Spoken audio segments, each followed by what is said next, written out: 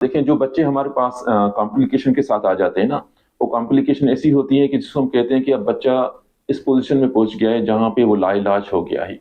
तो हम देखते हैं कि उसको हमारे पास क्या है कि जैसे एनएसयूडी में मल्टी डिसिप्लिनरी टीम है कि हम अपने surgeon, cardiologist, anaesthesia, intensive care या बाकी लंग्स के स्पेशलिस्ट, ब्रेन के स्पेशलिस्ट को बिठाते हैं। पूरी की पूरी जो समरी होती है डिस्कस करते हैं कि हम इसकी कौन-कौन सी चीज़ों को फ़ौरन एड्रेस करें तो आउटकम अच्छा निकलेगा। उसके लिए हमारे पास सर्विसेज़ है एनएसयूटी में। उसके लिए फर्दर टेस्ट भी करते हैं, लंग्स की टेस्ट करते हैं, ब्रेन की करते हैं, पूरे जिस्म की इन्वेस्टिगेशन करते हैं। बेस्ट पॉसिबिलिटी ये होती है कि हम मैक्सिमम सर्विस प्रोवाइड करें पेशेंट को। कम से कम अगर फुल ऑपरेशन नहीं कर सकते तो कम से कम छोटा ऑपरेशन करके बच्चे को जो उसकी अज़ियत है, जो तकलीफ़ है, उसको हम कम से कम मिनिमाइज़ कर पाएँ। अगर लाइलाज है फॉर एग्ज़ाम्पल बच्चे का दिल बिल्कुल फ़ेल हो गया, बिल्कुल कमज़ोर हो गया, ख़त्म हो गया है, तो सीधी बात है वो ऑपरेशन के काबिल तो नहीं रहेगा क्योंकि ऑपरेशन के लिए उसका दिल सूटेबल नहीं है।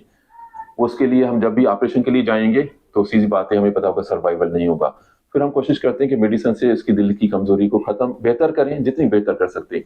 यहाँ सीने का प्रेशर बढ़ गया है, बच्चे का लंग्स ख़राब हो गए हैं, तो हम मेडिसिन से कोशिश करते हैं कि लंग्स के प्रेशर को, उसकी कंडीशन को बेहतर करके बच्चे को इस सूरत में लाएँ कि नुकसान कम हो, ऑपरेशन से फ़ायदा ज़्यादा निकले। उसके लिए मेडिसिन भी होती है, कुछ अदर ट्रीटमेंट्स भी प्रोवाइड करते हैं। अब देखिए, हमारे पास डेली बेसिस पे आउट पेशेंट डिपार्टमेंट है, इमरजेंसी है और एक ट्रायज होता है और दूसरे क्लिनिक्स होते हैं। वहाँ पे एटलीस्ट 200 बच्चे आते हैं, 200 बच्चे। ये सिर्फ एक सेंटर है जो कराची सेंटर है, इस तरह हमारे 10 सेंटर हैं। अगर पर सेंटर 100 काउंट करें तो 1000 पेशेंट एटलीस्ट हम एनएसयूडी नेटवर्क में देखते हैं। और इस हिसाब से हमारा जो टोटल बर्डन है जो हम देखते हैं ना, हम तकरीबन 1,50,000 बच्चे पूरे साल में देखते हैं। तो उसमें तकरीबन 30 टू 40% बच्चे नए होते हैं, 60% जो पुराने होते हैं, जो हमारे इलाज कर चुके होते हैं, चल रहा होता है वो होते हैं। तो 40% के करीब नए बच्चे हम देख रहे होते हैं। जो पाकिस्तान में 50 से 60,000 बच्चे हर साल पैदा होते हैं दिल की बीमारियों के साथ। ये दिल की वो बीमारियां हैं जो पैदाइशी होती हैं। वो 50 से 60,000 बच्चे दूसरे होते हैं जिनमें बाद में दिल की बीमारियां होती हैं। तो लोड हो गया 1,20,000 कम अज कम। और ये समझे कि इतने सालों से जो हमारे पास सर्विसेज नहीं थी, प्रोफेशनल्स नहीं थे, सर्जन नहीं थे, तो वो भी अलग से बर्डन है। उसमें 50% से ज़्यादा बच्चे वो हैं जो अभी तक डायग्नोस नहीं हुए। ये नहीं है कि अवेयरनेस नहीं है, फैसिलिटीज़ नहीं है, या उनको अगर पता होता है तो प्रॉपर नहीं पता होता हमें जाना कहाँ पे। तो उस हिसाब से अगर 30 सर्जन है तो ये समझे कि करंट लोड के हिसाब से ये मैक्सिमम हमारी 10% जो ज़रूरत पूरी कर सकते हैं। बाकी जो बच्चे हैं अभी भी समझे कि अगर हमारे पास रजिस्टर हो गए या हमें पता चला तो हम उनको एंटरटेन नहीं कर सकते। अब इसके हिसाब से सीधी बात है, ये चीज़ जो है ना एड्रेस की गई, जो भी सोसाइटीज़ होती है, डेवलपमेंट प्रोग्राम्स होते हैं, जहाँ ट्रेनिंग्स जो इंस्टीट्यूट्स होते हैं, तो उसपे हमने फोकस किया है। मैं जैसे पीडियाट्रिक्स कार्डियोलॉजिस्ट हूँ, तो सर्जन के साथ हमने ये कहा है कि इतने सारे बच्चे आ रहे हैं, तो आप अपने जो भी जूनियर डॉक्टर्स हैं, उनको जो सर्जरी में होते हैं, उनको कार्डियोलॉजी, उसके साथ कार्डियक सर्जरी और बच्चों के स्पेशली कार्डियक सर्जरी में ट्रेन करें, ताकि वो जो इतना बर्डन है उसको कम से कम हम एड्रेस कर पाएँ। अदरवाइज़ क्या होगा, जितनी लेट होती है बच्चे को डायग्नोस करने में, ट्रीटमेंट करने में या सर्जरी करने में, उतना ही आउटकम पुअर होता है। एक बच्चा अगर पैदाइशी तौर पे हमें पता चले और हम टाइम के साथ ऑपरेशन करें तो उसका मोर देन 95% आउटकम होता है। वो बच्चा नॉर्मल ज़िंदगी गुज़ारता है। अगर वो बच्चा डिले हो जाए डबल टाइम तो उसकी हो सकता है आउटकम 50% हो जाए। अगर मोर डिले हो तो हो सकता है कि 20-30% आउटकम हो, और कोई ऐसा वक़्त भी आता है जब हम इसको लेबल कर देते हैं कि लाइलाज है।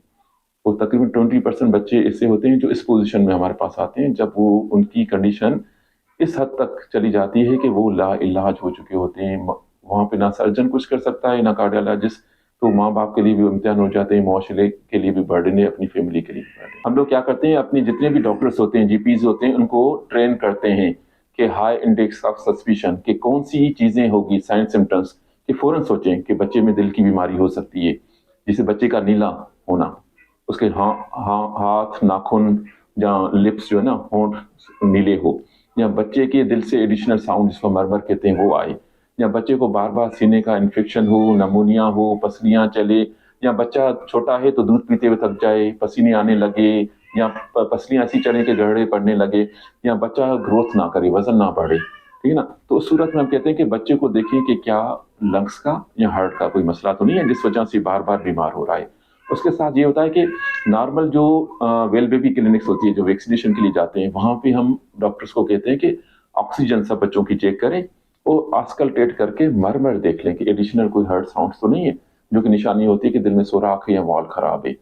तो ये बच्चे होते हैं, जैसे ही उनको पता होता है कि ये कोई ऐसी कंडीशन है, तो उनको कहा जाता है हमारे सेंटर्स जिसमें कार्डिक सर्विसेज मौजूद है, जिसमें हम डायग्नोस कर सकते हैं फ्री ऑफ कास्ट, जो एनएसयूडी के सेंटर्स हैं, वहां पे आप बच्चे को भेज दें, हम इको करके, एक्सरे और सीटी स्कैन या ईसीजी करके डायग्नोस करके उसकी ट्रीटमेंट प्लान पूरी फैमिली को बता देते हैं कि ये आपकी जो बीमारी है ये दवाओं से हल होगी, या इसके हम एंजियोग्राफी से ऑपरेशन करेंगे या ओपन हार्ट सर्जरी करेंगे।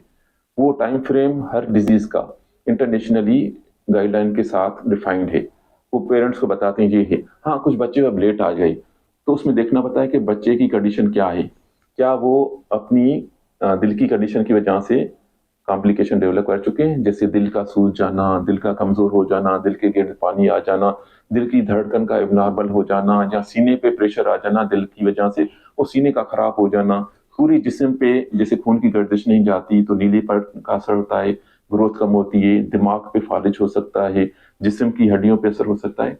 तो हम देखते हैं कि क्या ऐसी कोई सिचुएशन डेवलप तो नहीं हो गई, बच्चा लाइलाज कंडीशन की तरफ तो नहीं जा रहा है।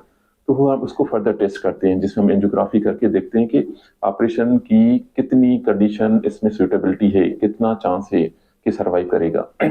अगर गुड चांस होता है तो हम फौरन ऑपरेशन करते हैं, वेट नहीं करते। अगर देखते हैं कि नहीं, ऑपरेशन का चांस अभी बिल्कुल नहीं है, तो हम कम से कम मेडिसिन का ट्रायल देते हैं कि क्या हम कॉम्प्लिकेशन को रिवर्स करें, वो बच्चे को इस पोजीशन में लाएं कि हम इसको ऑपरेशन करें और आउटकम बेहतर करें।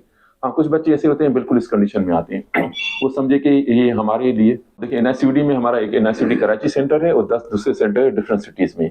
कराची सेंटर्स का मैं आपको बताऊं कि 200 के करीब बच्चे हमारे पास डेली आते हैं, जिसमें 40% नए होते हैं, 60% पुराने होते हैं।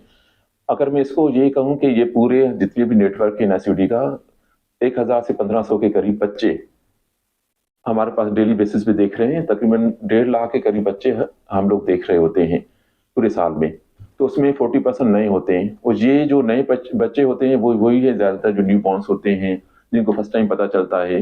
और उसमें कुछ बच्चे ऐसे होते हैं जो समझे कि पहले जिनको पता चला था मगर वो उनको पता नहीं था कि हमें जाना कहाँ है, तो वो बच्चे अब हमारे पास आने लगे हैं। तो उसमें बहुत सारे बच्चे ऐसे होते हैं, जिस 20% बच्चे जिनको ऑपरेशन की जरूरत होती है, और बाकी जो 80% बच्चे होते हैं उसमें 20% के करीब दूसरे होते हैं जो विदाउट ऑपरेशन एंजियोग्राफी से जिनका हम इलाज कर रहे होते हैं, और बाकी 60% बच्चे ऐसे होते हैं जिसको हम दवाओं से चलाते हैं। हाँ, अब देखिए जो एनआईसीडी नेटवर्क पे उसमें हम लोगों ने सेंटर्स इसलिए बनाए हैं कि एक सेंटर कराची सेंटर तो सब बर्डन नहीं उठा सकता, तो दूसरा है कि पेशेंट का ये कि वहां से डिस्टल एरिया, रिमोट एरिया से आना, एक बच्चे के लिए माँ बाप पूरा ट्रेवल करे, कराची में कहाँ रहे, बर्डन कौन उठाएगा, फाइनेंशियल इश्यूज होते हैं, तो वो नहीं आते थे। तो ये देखते हुए सिंध गवर्नमेंट की हेल्प से हमारे डायरेक्टर साहब ने, हमारे जो मैनेजमेंट ने ये डिसाइड किया कि हम उनके डोर स्टेप पे सर्विस प्रोवाइड करें free of cost. For example मिट्टी का, थरपारकर का बच्चा, उसकी फैमिली, पूरी फैमिली को तो लेके नहीं आएगी, एक मरतबा आएगा, दूसरी मरतबा नहीं आएगा, क्योंकि फाइनेंशियल बर्डन होता है, डेली वेजेस पे काम करते हैं। तो मिट्टी में हम लोगों ने हॉस्पिटल बना दिया एनएसयूडी। अब वहां पे देखें जितने भी बच्चे होते हैं आसपास थरपारकर के, मिट्टी के, सलाम कोट, इस्लामाबाद कोट के जो भी होते हैं सब वहां पे जाते हैं। तो वहां पे हम लोग देख रहे हैं कि वहां पे अच्छा खासा बर्डन है। और ये कुछ एरियाज में बर्डन क्यों ज्यादा है कि वहाँ कंsanguinity है, इंटर फैमिली मैरिजेस है, तो वो एक जेनेटिक भी हो जाता है कि कुछ फैमिलीज में दिल की बीमारियां ज्यादा होती है क्योंकि वो खानदान के अंदर ही शादी कर रहे होते हैं।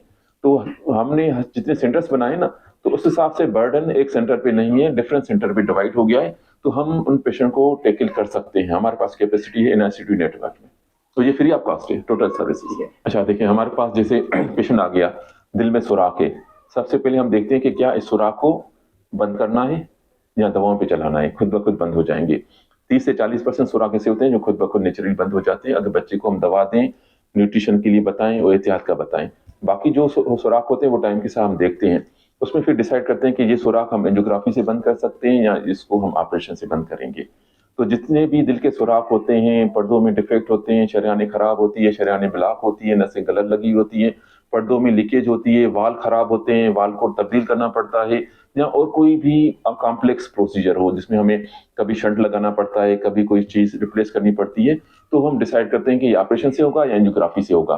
फिर अब देखते हैं कि जब टाइम उसका सुटेबल होता है, कंडीशन सुटेबल होती है, तो फिर हम डिसाइड करके टीम के साथ हम डिसाइड करते हैं इसको ऑपरेशन से करें या एंजियोग्राफी से करें। मगर जो भी बीमारियां जिसके लिए बच्चे पहले आउट ऑफ कंट्री जाते थे, अब उनको जाने की जरूरत नहीं है। एनआईसीयूडी में स्पेशली वो सब की सब बीमारियां एंजियोग्राफी से और ऑपरेशन से हो जाती हैं फ्री। ये चीज जो है ना, आपने कहा, ये कंसेप्ट बहुत खराब है। हर सुराख जो है दिल का वो डिफरेंट टाइप होता है। वो उसकी नौयत, उसका असर दिल पे, सीने पे, जिस्म पे डिफरेंट होता है। उसकी इलाज दवाओं से और ऑपरेशन के इंडिकेशन डिफरेंट होते हैं।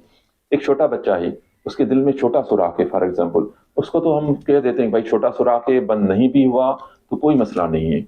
एक छोटा बच्चा है पैदाइश पे, उसमें बहुत बड़ा सुराख है, हम उसको पहले कह देते हैं भाई आपके बच्चे में दिल का इतना बड़ा सुराख है, दिल को सीने को खराब कर देगा, हम 2 या 3 महीने में इसको बंद कर देंगे।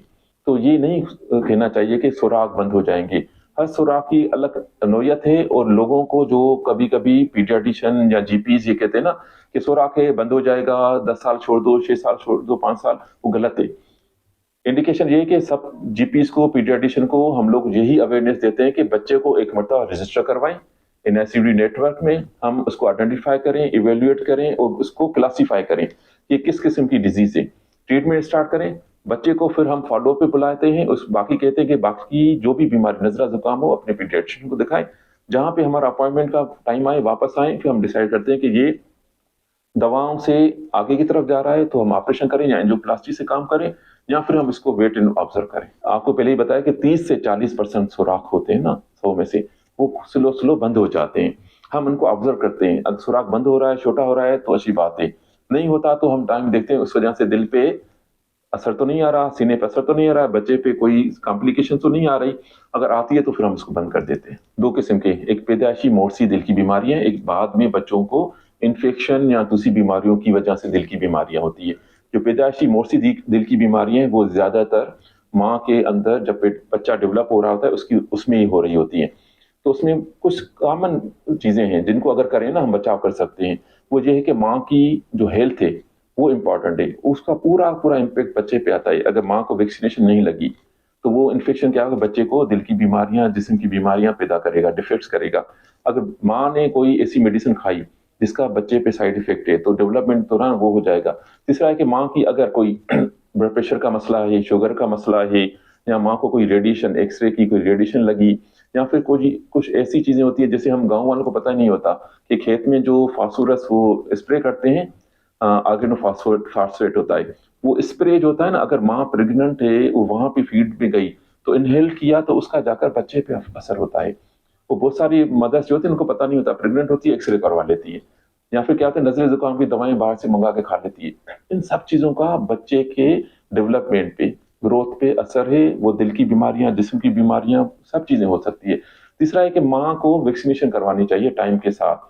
वो सारे इन्फेक्शन होते हैं जो कि वैक्सीनेशन से हल हो सकते हैं। और तीसरा ये कि अगर माँ है ना तो ये काउंसलिंग करना जरूरी है कि एक बच्चे से दूसरे बच्चे के बीच में स्पेस होना चाहिए, ताकि माँ की न्यूट्रिशन हेल्थ डेवलप हो जाए, रिकवरी हो जाए, और बच्चा अदरवाइज फॉल्टी डेवलप होगा, उसमें कोई ना कोई नुक्स होगा।